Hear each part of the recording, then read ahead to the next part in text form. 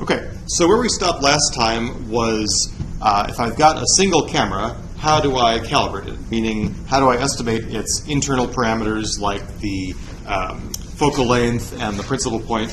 And we talked about how we do that basically with showing that camera a checkerboard pattern, more or less, that we wave it around, and the positions of those corresponding corners of the checkerboard are what are used to figure out how the camera undertakes the image formation process.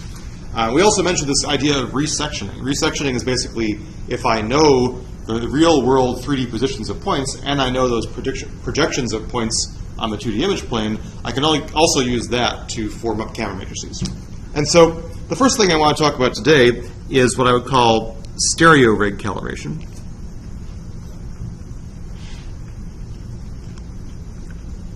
And so the setup there is that basically I have a rigid bar or a rigid housing that contains a pair of cameras, and these cameras are kind of stuck to this bar so they can never change their relative rotation and translation. Okay?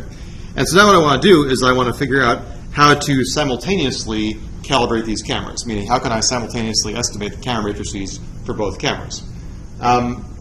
So we already know that since these cameras are separated by a physical, length, that these cameras are related together by a fundamental matrix, right?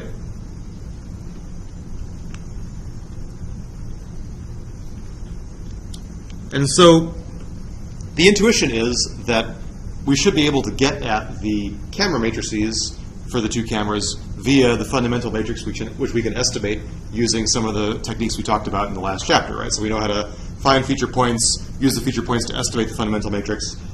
So now I've got the fundamental matrix. How could I use that to estimate the cameras? Well, there's good news and there's bad news. The good news is that, yes, you can do this, but the bad news is that you have some extra degrees of freedom that mean that there is no unique pair of camera matrices that corresponds to a given fundamental matrix, right? And one way to think about this is that, the camera matrices, so if I call this, let's make sure I use the right notation from the book. I assume if I call this P and I call this P prime, right? This is 3 by 4. This is 3 by 4. We know that actually there's 1 degree of freedom in these already, so really there are only 11 parameters to estimate in P because it's unique up to scale. But this F only has 3 by 3, 9 entries, and we know that actually there are only 7 unique degrees of freedom. So basically we've got our, at least, say 20 degrees of freedom for the P's, even if we make the assumption the pixels are square and they don't skew or anything like that. But I've only got 7 degrees of freedom in F. So basically you can see that I've got like way too much stuff to estimate in P and P prime that I could estimate just from knowing F, right? So that leads to ambiguities. What I mean by that is the same F can lead to many different combinations of P and P prime. Okay, so that's the bad news. Now, you could say, okay, well, some of those ambiguities are relatively benign, right? So, for example, let's suppose that, well, it's kind of hard to do with this overhead, but, so one thing I could do is I could say, okay, well, here's my stereo rig. I could rotate it and translate it to here, or rotate it and translate it to here. Clearly, I'm always going to get the same fundamental matrix between the two image planes, but all those are going to have different P comma P prime, and those differences are all attributable to an underlying rigid motion. So you could say, well, okay, 6 of those parameters, 6 of those degrees of freedom of ambiguity are taken into account by this unknown rotation and translation. So what I could do is I could say, okay, I'm going to fix the camera center of the first camera at 0, 0, 0, and I'm going to say, okay, I'm going to assume that I know that the world coordinate frame is kind of aligned up with this camera, right? I guess more accurately it would be like this, where I say, okay, here is the X, Z, and Y is pointing up out of the paper. So I can fix the frame of the first camera. That removes some degrees of freedom, but it still turns out that there are some left, okay? And so we're going to talk about this ambiguity a little bit more in the context of today, okay? So first of all, let's talk about how these fundamental and camera matrices are generally related, okay? So to mathematically formulate what I just said, what I would say is, let's assume that the first camera matrix looks like this. Right? This is like saying this is a 3 by 3 identity matrix, and this is a 3 by 1 matrix of zeros. And this is my camera calibration matrix from before that contains the, focal lengths and the principal points and so on. Okay. So really now there are only 4 things to estimate for this P. And now the P prime, the other camera, may have a different camera calibration matrix, and it's located, at some different place. So it has kind of a generic, R and T that specify where is that camera in the coordinate system of the first camera. Okay. So if I were to think about, what that means, that's like saying that, again, here's my rigid bar that fixes the 2 cameras together. That's like saying that in world coordinates, the center of this camera is 0, 0, 0, and the center of this camera turns out to be minus R transpose T. You can prove that that's true. And so how do I figure out, well, let's think about, first of all, what would be the epipoles of the, stereo ring. What are the epipoles? The epipoles are basically saying if I were to project the camera center from one image onto the other image plane, what would be the point that I would get? And so the epipoles, well, actually these are not too hard to compute. This would be like saying, okay, well, what is the projection of this point onto image 1? I would do it with the camera matrix. I would say that I take P times negative R transpose T. And again, this is up to scale. So what I would get is something like K times I 0 times negative R transpose T 1. And I would get K R transpose T. Really, it would be like, so there's a negative here, but I can kind of get rid of the negative with this tilde that says equal up to scale. And kind of going the other way around, like I guess technically this is E. This is the epipole. It's like saying, where do I see this point over in this image plane? The other epipole is basically saying, okay, I take the other camera matrix, and I project onto that, 0, 0, 0, and so what I get is K prime T. Okay. So I can figure out where the 2 epipoles are. And the second epipole is where you would see 0, 0, 0 on right. Right. So if I project this way, I would say, where do I see that point on this image plane? Okay. So this is just a little bit of homework to figure out where the epipoles are in the images. And if I put all this stuff together, I can figure out, and this is a homework problem that I don't think I assigned because it's a little bit messy, but it leads you through it. So the fundamental matrix, in terms of all these camera calibration matrices, turns out to be the following. And I'm just going to write this out for posterity. You guys aren't going to need to know it or use it for the moment.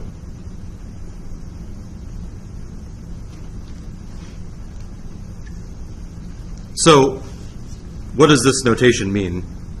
If I have some vector with a little x underneath it, my notation is that that turns out to be a matrix that is defined as follows. Let me just write that here. So it has zeros down here, and it has negative C, positive B, that has negative B, positive A, positive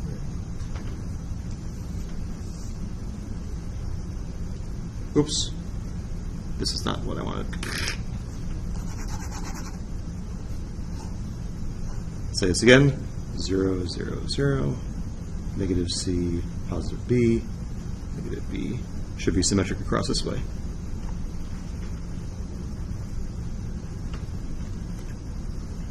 So this is basically saying I have a 3 by 1 vector, and I turn it into a 3 by 3 matrix.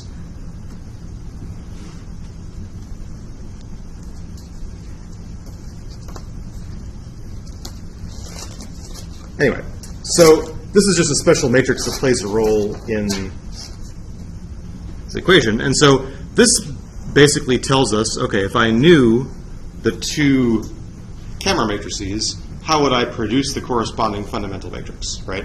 So this is a useful formula to know because it tells me if I knew what the cameras were, what is the corresponding F, right? What I really want to do in this problem is I tell you the F, how can I unwrap it back to the corresponding parameters, K, K prime, R, and T, right? So that's where we run into this ambiguity problem, right? Because it's easy to take the camera matrices and figure out what the corresponding F is, but it's hard to go the other way around, okay? And part of the reason for that is the following, okay? So the key idea behind the camera matrix is that I form my little image point in homogeneous coordinates as the camera matrix times some point in space, right? So this is the camera matrix.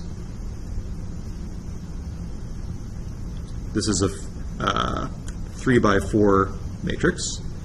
This is the scene point in the homogeneous coordinates, which is 4 by 1. I multiply these two things together, and I get some 3 by 1 vector, okay? So this is the way that image projections are formed, but suppose I gave you a P and an X, okay? So I tell you, okay, here is your camera matrix, and here is the point in 3D space.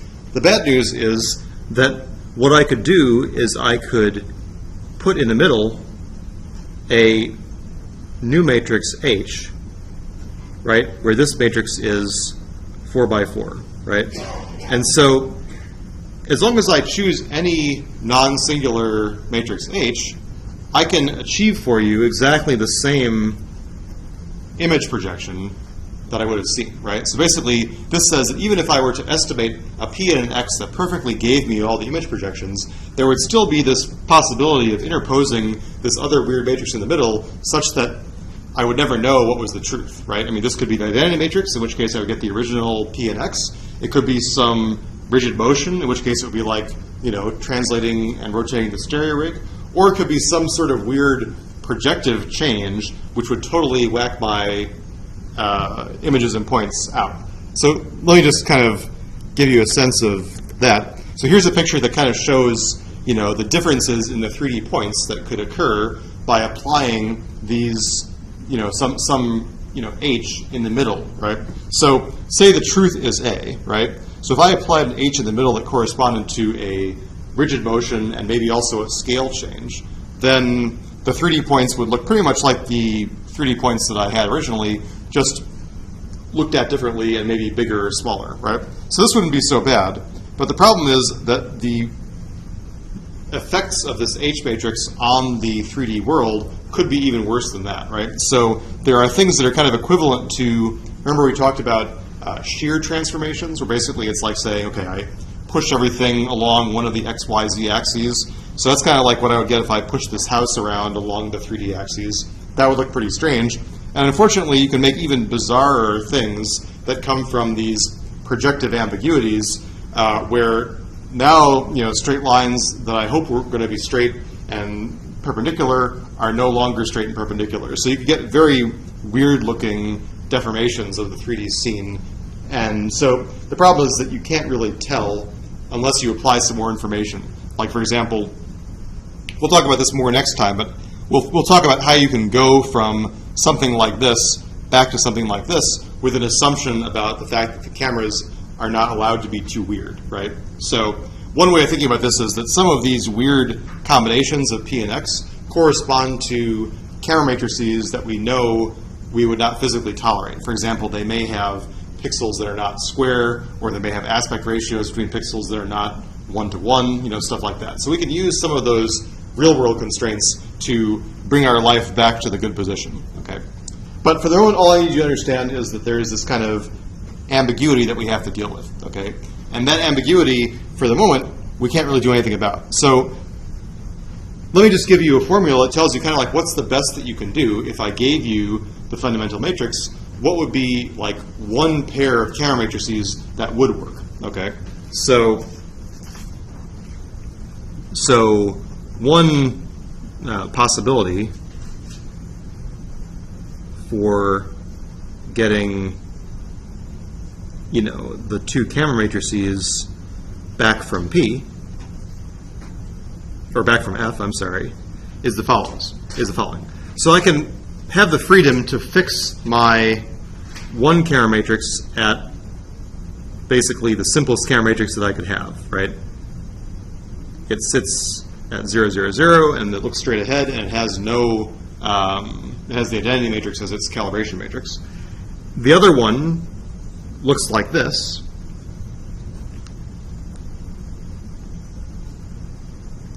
So here again, I'm using this little cross notation that I talked about before.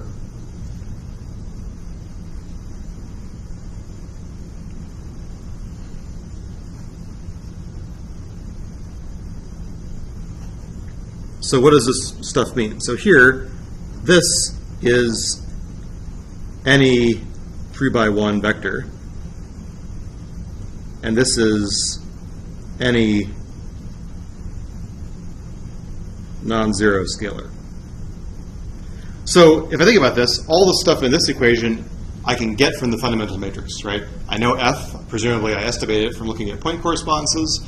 I can estimate the epipoles in both images from the fundamental matrix. Those are basically just like the eigenvectors that correspond to the zero eigenvalue.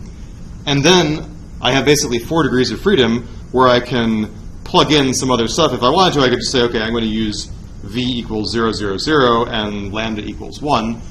That would give me a pair of counter matrices that would produce the same fundamental matrix, right?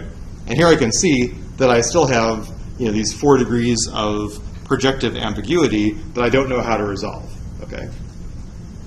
So, you know, like I said, there's not much you can do. If you wanted to, you could try to choose this vector here to make the right hand or the left hand 3x3 block of this matrix look as close as possible to a rotation matrix. There's some details about how to do that in the book. But, you know, really, unless you have more information, this is about as well as you can do without knowing anything else, okay?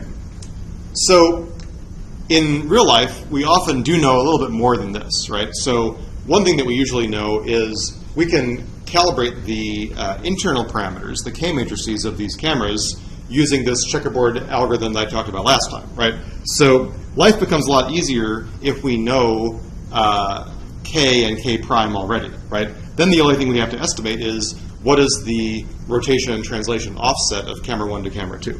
So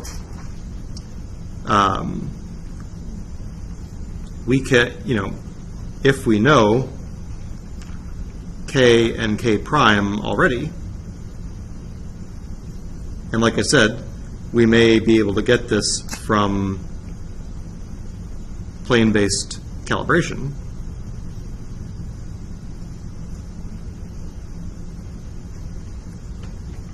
Then our life becomes a little bit easier. So what I can do is I can basically transform the image coordinates by kind of undoing the camera matrices.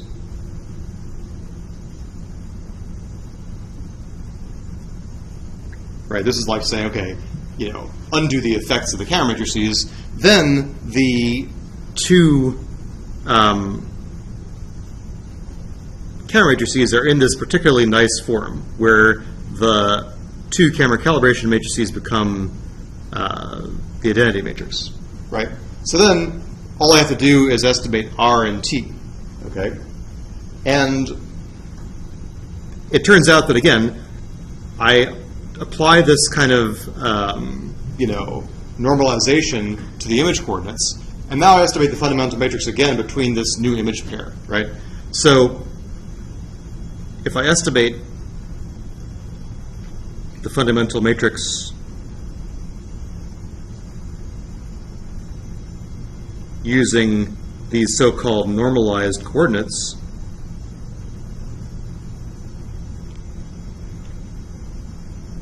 right? So I can still get this matrix F, and in these particular circumstances, when I know the camera calibration matrices, this F has a special name, which is called the essential matrix. I mean, it's still a fundamental matrix, but I call it the essential matrix when I happen to know the K and K prime. Okay. And it turns out in this case, I can really nail down what is the rotation and translation. If I estimate this, then what I can do is I can take the singular value decomposition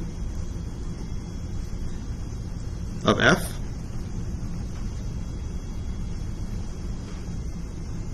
and then there are basically 4 options that I can get. So if I have this singular value decomposition of F, then, for example, my P prime is one of these 4 options. So one of them basically looks like, let me just write this down first and then I'll explain what it means.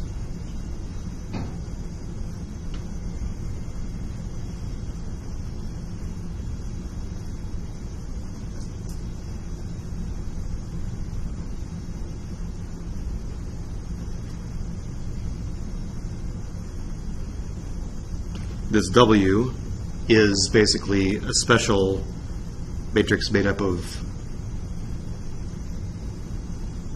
zeros and ones. And let's see, U3 is the last column of U.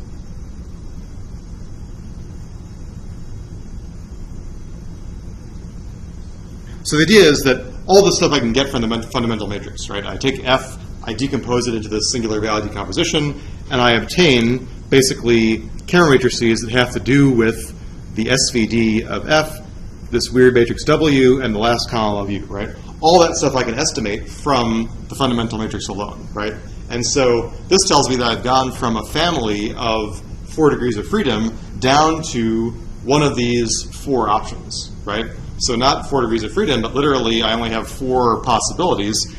And furthermore, I can tell, I can resolve which of the 4 it is by what I would call triangulation.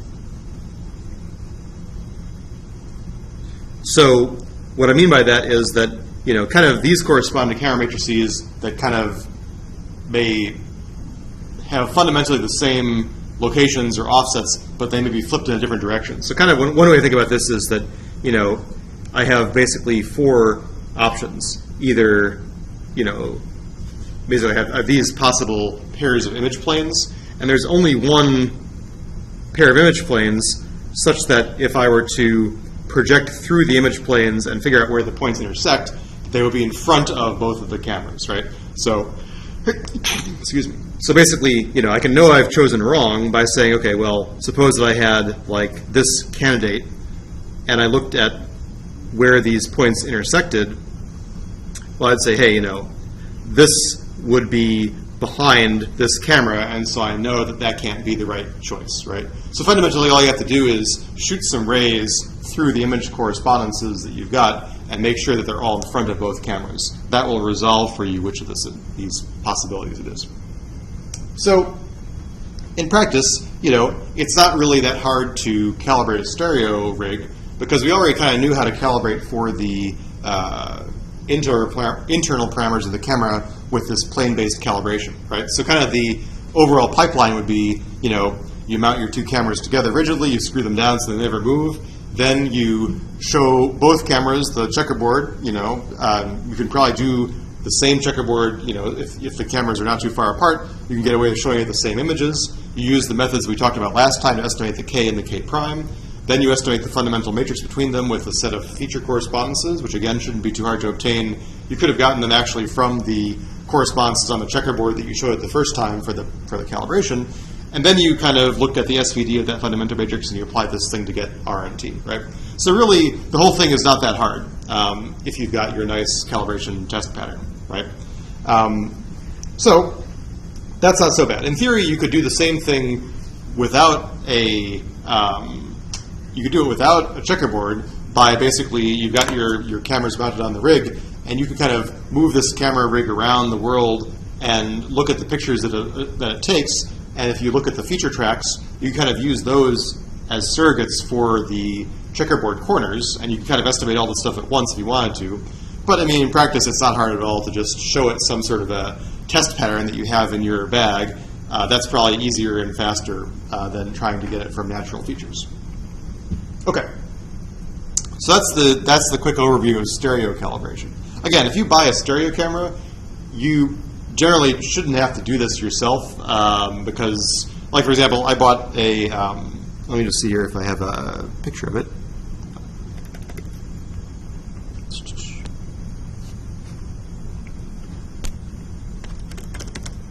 So I have this point and gray camera called the Bumblebee.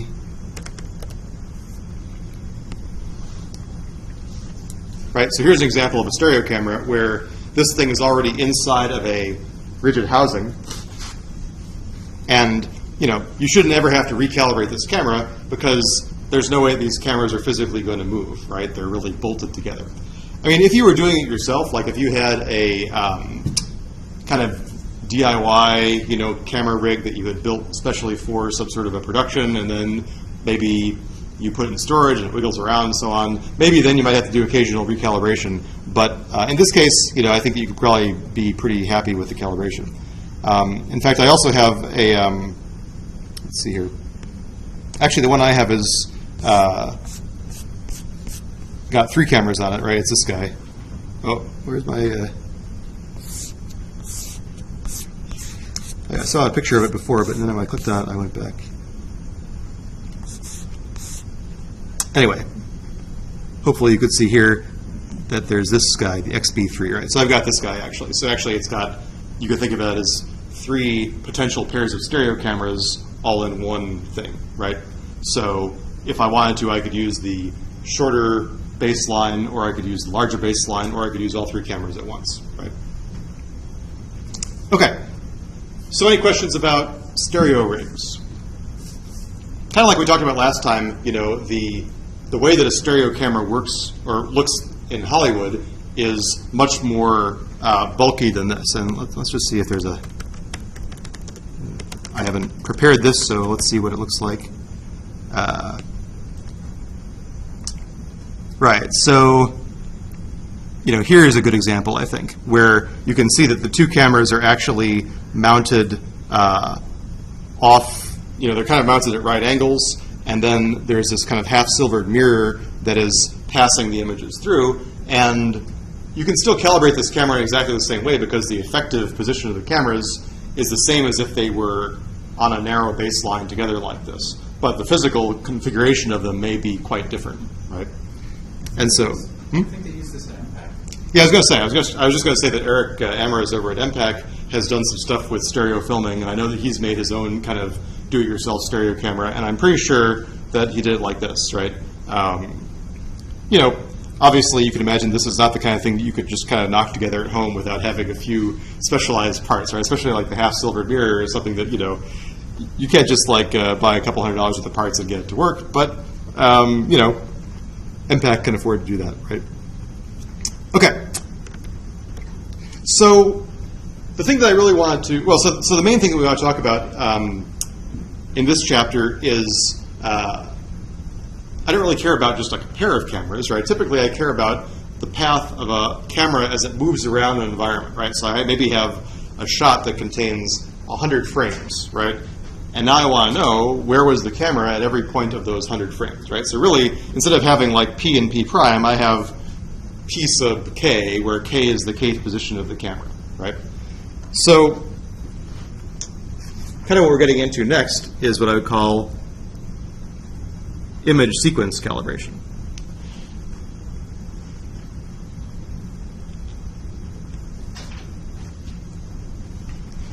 And so, like I talked about in the very beginning, you know, the heart of this problem is this computer vision problem called structure for motion. So,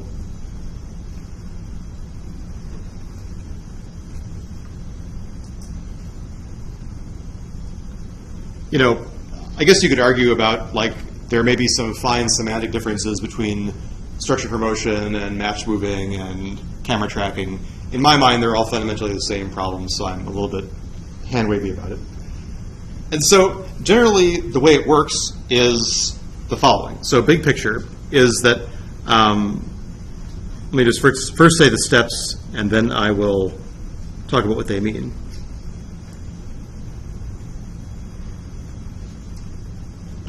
So, projective reconstruction is basically the first step.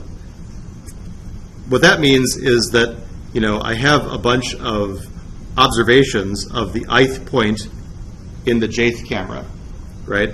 And I know that they are related together by the ith camera matrix and the 3D positions at the jth point, right?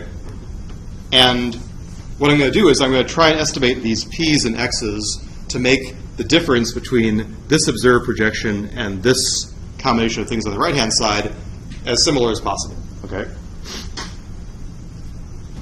But the problem is that, again, I can insert this, you know, weird matrix in the middle of this and still get very good imagery projections, right? So projective reconstruction kind of gets me there numerically, but doesn't get me there practically, right? I mean, I need to know more to be able to solve the problem I need to solve in visual effects. So the next step is what's called Euclidean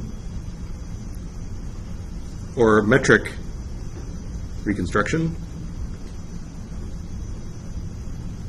And kind of crudely, what I would say here is this is basically using facts about form of the camera matrices, right? So this is where I would say, okay, you know, I know the camera matrix can't be this wild matrix. It has to have a nice K. It has to have a nice rotation matrix. And so we'll talk about that part more in the next lecture. And then the third one is what I would call bundle adjustment. And kind of the way I think about this is I parameterize P and X, and then I do some numerical optimization.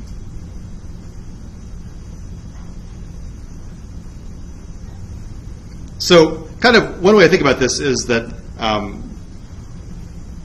these two phases, I think, are kind of like initialization of an optimization problem, right? So the optimization problem I want to solve is really called bundle adjustment. And so let me be a little bit more precise at what I mean by the optimization problem. So the key optimization problem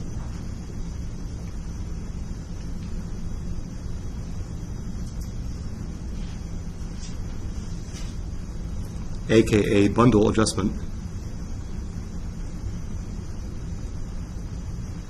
is, well, I know that I have my model that I have these cameras and I have these points, and so here I may have, you know, M cameras and I may have N 3D points, and I also may have like a little indicator variable that is, you know, 1 if point J is seen by camera I, and 0 otherwise. Right? So it's possible that not all the 3D points are seen by all the cameras, right? And so certainly one instance of that is when, you know, if I'm moving a camera around the scene, you know, some of the points are going to fall off one side of the camera and new points are going to be generated on the other edge of the camera. And so naturally, not all the points are seen by all the cameras at once. Question? Is this assuming that the scene is mostly static? Yes, it's assuming that the scene is mostly static, right? So you have to make sure that you choose your 3D points on objects that are not moving, right? So you never would want to do bundle adjustment on, like if you're doing a street scene, you don't want your points to be on the pedestrians and the cars, you want them to be on the buildings and the streets, right?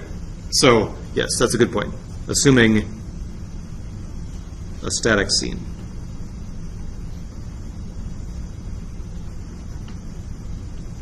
And so what I want to solve is basically I want to minimize, in some sense, the sum over all the cameras and the sum over all the points of the distance between the ijth point and the point that I would get if I had this hypothesis for camera I and this hypothesis for point J. I only need to minimize that distance over places where I actually saw that point in that camera, and my minimization is taken over all the points and all the cameras at once. Right, and as you can imagine, this is some really big minimization problem, right? I've got maybe hundreds of cameras and maybe thousands of points, right? So there's lots and lots of variables in this problem, and that's why initialization of the problem is so important. So if you've ever done any sort of MATLAB numerical optimization, you know, MATLAB will provide you tools like gradient descent and so on for minimizing a cost function, right?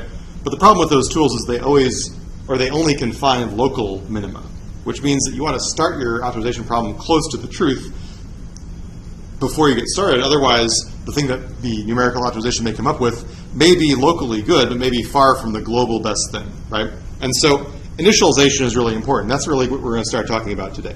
So this thing here, I basically call the reprojection error.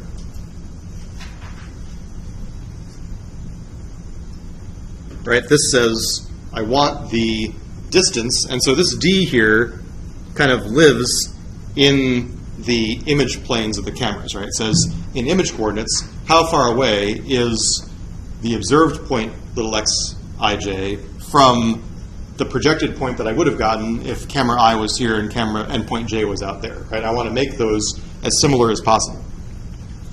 And so one reason, you know, that may not be clear why this is called bundle adjustment is the following. So this may make it a little bit clearer. So what I have are correspondences, right? I know that the black dot matches itself in these three images, and the same with the gray dot and the light gray dot, right?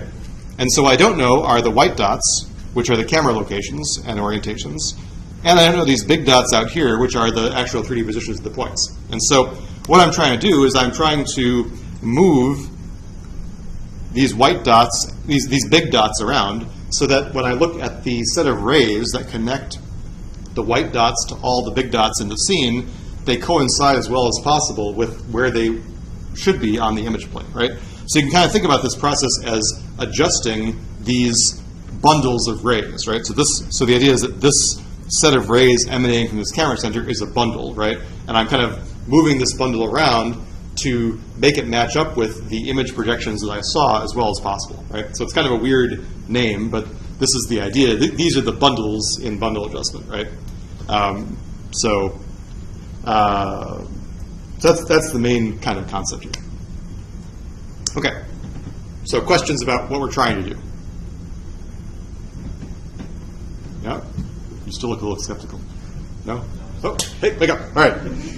Okay, so let's talk about the first step of this process. I can't get through the whole process today, but I want to get through the first step, which is called projective factorization. Okay? And so let's start with an assumption. So initial assumption.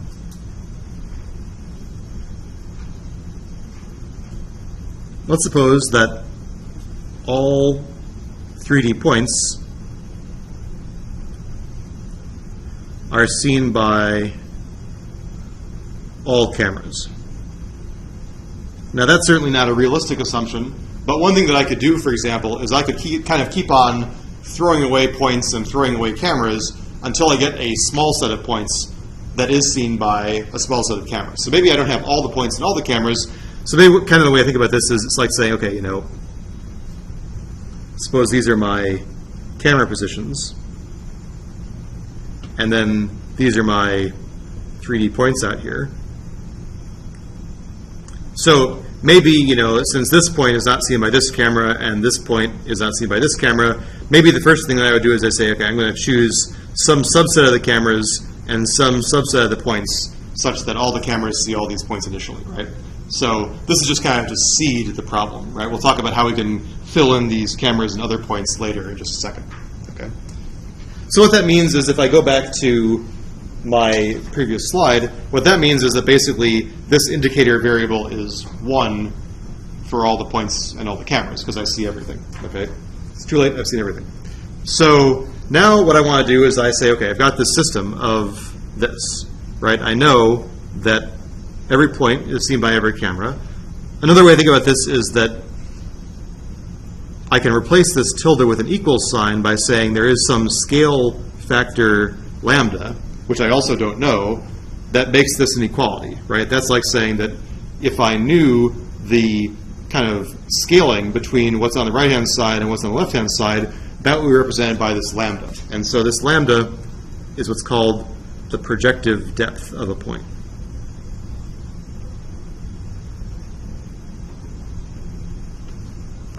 So now what I can do is I can form up everything that I know about these x's into a big matrix, right?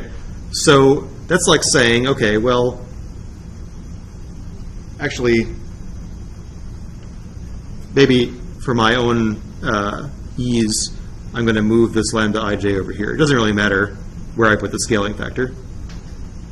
So I can rewrite this as a big matrix here. So this is going to be like lambda 1, 1, x 1, 1, lambda 1, n, x 1, n, lambda m1, x m1, lambda mn, x mn.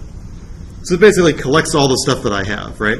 So this is going to be some massive matrix. It's going to be, well, each of these guys is going to be a 3 by 1 vector, and I have m of them, so it's going to be a 3m by, and then I have n points, so it's going to be a 3m by n matrix. We call this the measurement matrix.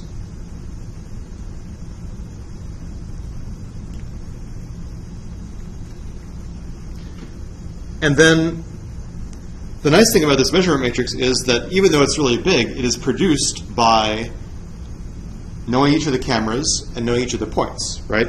So I can write it like this, where I can say, if I were to take the camera matrices and the points, that what's on the left-hand side should exactly match up with what's on the right-hand side. So here, this is a 3m by 4 matrix of cameras, and this is a 4 by n matrix of point locations, right? And I can see that when I multiply these two things together, I get this 3m by n big measurement matrix, okay?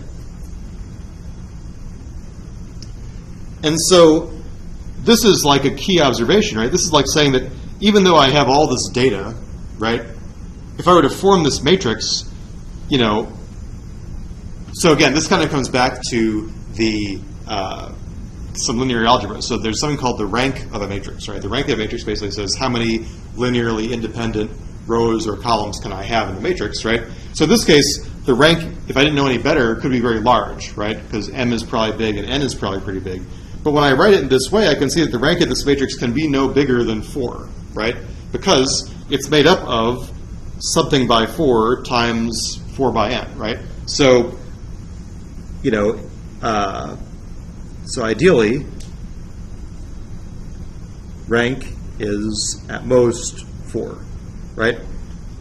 And that observation is what leads us to do this projective factorization idea. So what I can do is I can say, okay, let me call this measurement matrix M, okay? Well, maybe M is not a great word.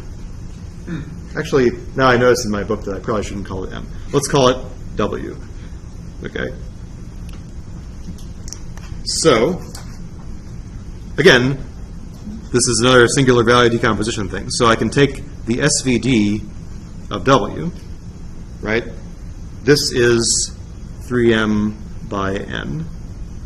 This is n by n.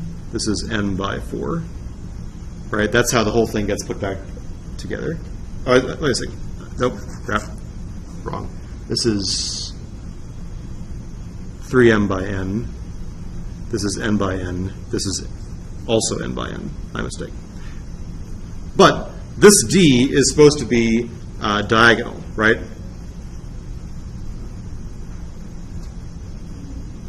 And if I look at the entries here of D, what I should get is some stuff here in the first 4 diagonal entries, and then I should get, some very small numbers, right? Because ideally, this measurement matrix is formed up by something that there's only this 4 degrees of freedom. So here, what I should get are 4, non-zero values, and then I should get basically n minus 4 almost 0 values. And so what I can do is I can make a new matrix, let's call it D4, which is just equal to the 4 non-zero values and then 0 everywhere else. Okay, so this basically is saying, okay, I know it should almost look like this. I'm going to force it to look like that, right?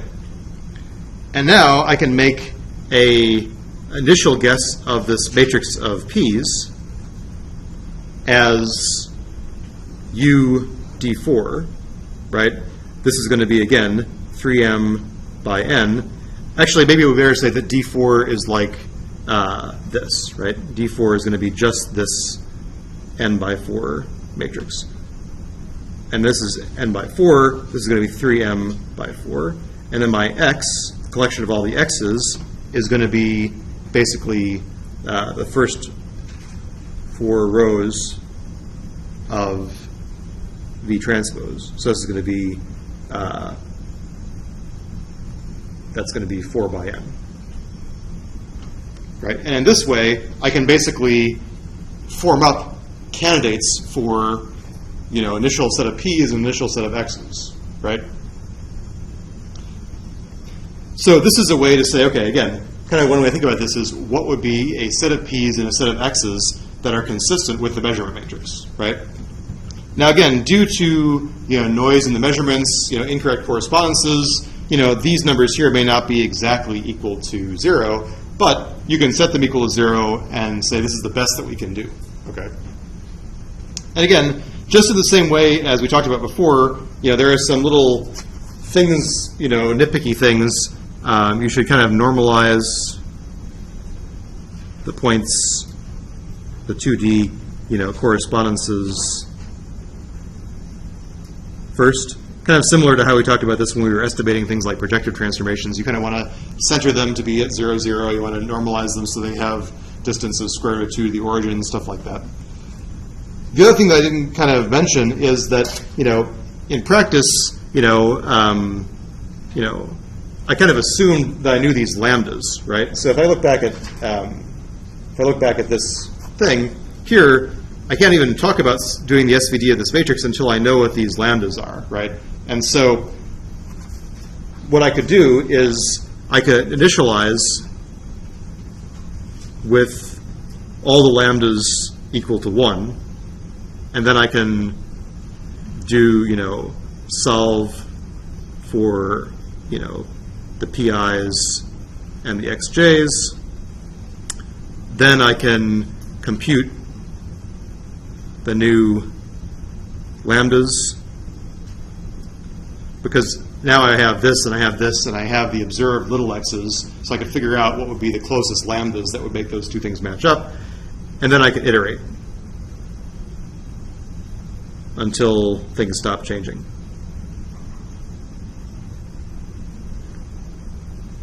And so there are some, details about how this whole process might work, but, it's not too hard to code up. And so this is called the Sturm-Triggs algorithm. And so the overall algorithm is given in the book. There are a couple little extra steps of normalization errors and stuff like that.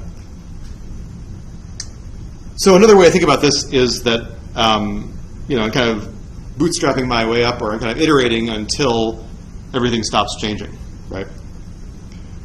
Another way I could think about it as an alternate approach, I could seesaw back and forth. I could estimate the PIs from the XIJs and estimates of this, and then I could go from the X's. So the idea is that if I know two of the things, the third one is easy to estimate, right? And so maybe a better illustration is like this, right? So here, this is kind of like saying, okay, so let's suppose that I knew, maybe this is not the best picture, but let's go back to this. So if I knew the cameras and the corresponding image points, then I could figure out what would be the corresponding x's out in space by triangulating, right? I can kind of push all those rays out into 3D space and find out where the rays correspond to each point intersect, right? That would be kind of like this picture, right? So if I knew the camera and I knew the point, I can find the 3D position, right? Kind of conversely, if I knew all the 3D point locations and I knew the 2D point locations, then I could figure out where the camera matrices were. That's just this resectioning problem from last lecture, right?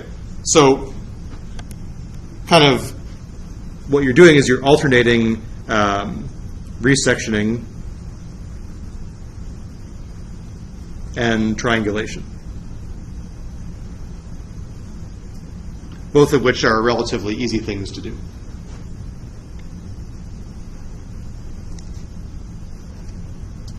Okay, so questions about the big picture. So again, at the end of this process, I still have this ambiguity. I can still get very weird P's and X's, right? And so normally what you get out of the end of this process is visually useless, okay? In the sense that if you were to observe where these X's were in space, you would get some sort of a bizarro set of points like figure D here, right? And so you need to do more to make your camera matrices and points match up with what you have, right? But this is the first step. All the information that you really need is inherent in the P and the X that come out of this step, right? The next thing is to say, okay, now I'm going to try and find the best, tweak to these matrices with this kind of H that I put in the middle to bring the camera matrices and points into something that I believe is true. Okay. So one more thing I want to mention, and again, there's a lot of work to really do this robustly and to do it well, right? So for example, like I said, these structure for motion packages that you guys are going to be playing with and that the visual effects people use every day are, based on years and years of research about how to do this problem the right way. And so there's lots of nitpicky stuff that would be difficult to build your own match mover that would do as well as Buju or Synthesize or PF Track or Voodoo or any of those things, right? But one thing I do want to say is that so far everything that I've said doesn't really take into account the fact that these cameras are coming from a continuous motion of a camera, right? So right now, these P matrices, as far as this algorithm is concerned, could have come from anywhere, right? There's no sort of continuity between the cameras. And so we can exploit that. This algorithm I just talked about is good for the problem when, for example, I take a bunch of tourist pictures of the Statue of Liberty and I want to know where were the cameras. In that case, there's no sort of temporal relationship between the pictures that were taken, right? I have no expectation that the cameras could follow some sort of a nice, smooth path. But in real life, our camera is moving along some trajectory in 3D space, and I'm getting like nice little samples of the camera, right? And so I should exploit that fact, right? And so that's talked about in a section called sequential or hierarchical updating.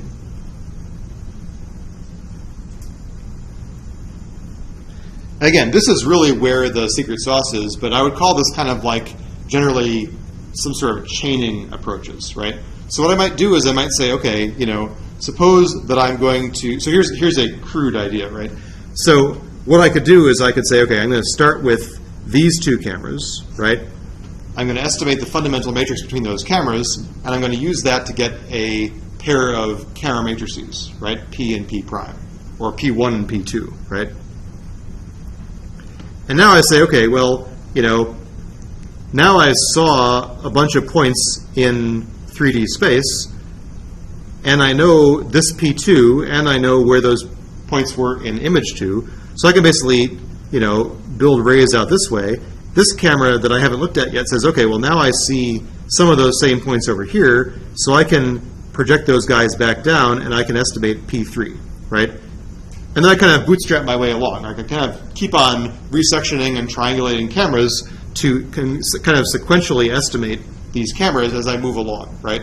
And the idea is that if the cameras are not moving very much, that estimating the correspondences and then doing the pushing forward and pulling back process shouldn't really be that hard to do. And so kind of what you're doing is, if these are the corresponding images that you get,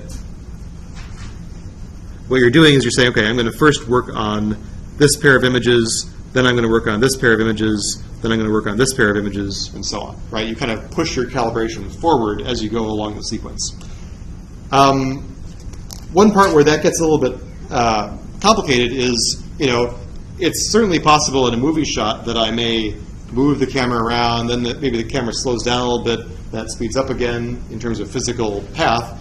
And so instead of just kind of moving along pair by pair, another thing that I could do is say, okay, I'm going to choose, some subset of these cameras. So this would be what I would call a sequential approach.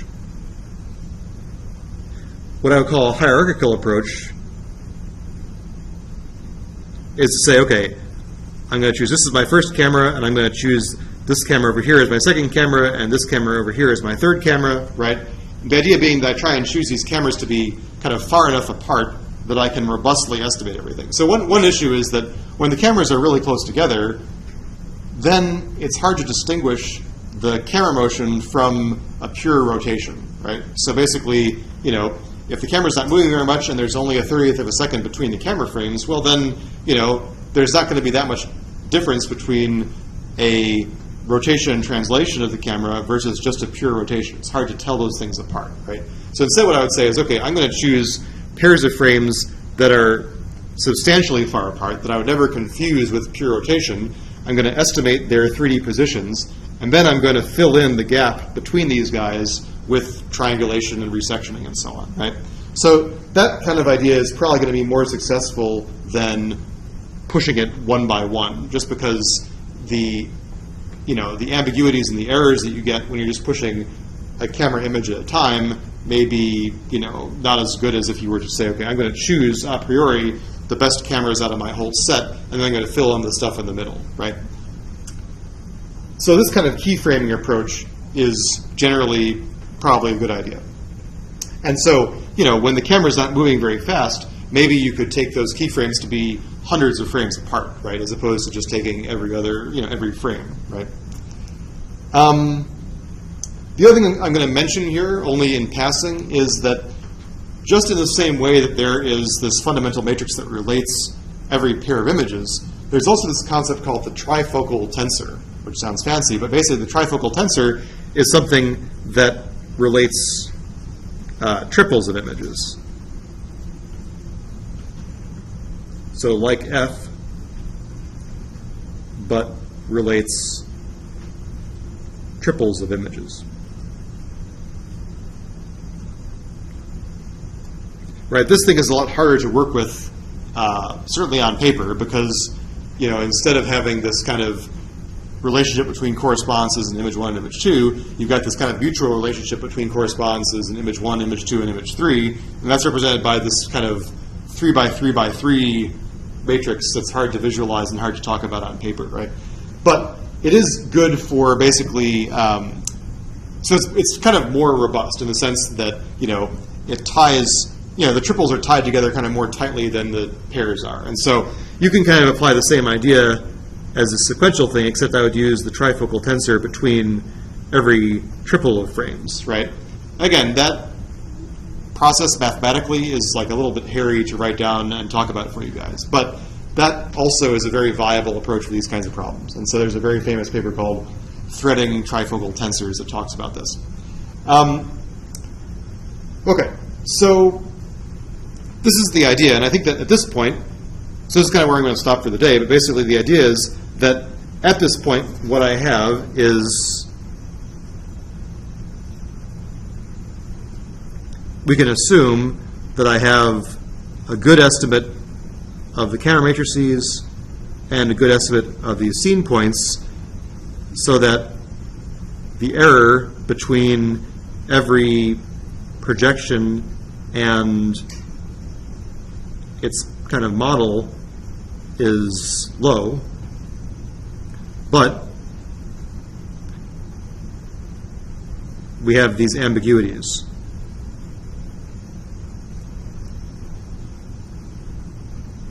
Right? If I were to take all these camera matrices and multiply them by this, and all these scene points and multiply them by that, where this is some 4 by 4 non-singular matrix, my distances would be exactly the same, and I wouldn't be able to disambiguate which of these things might be correct. Okay?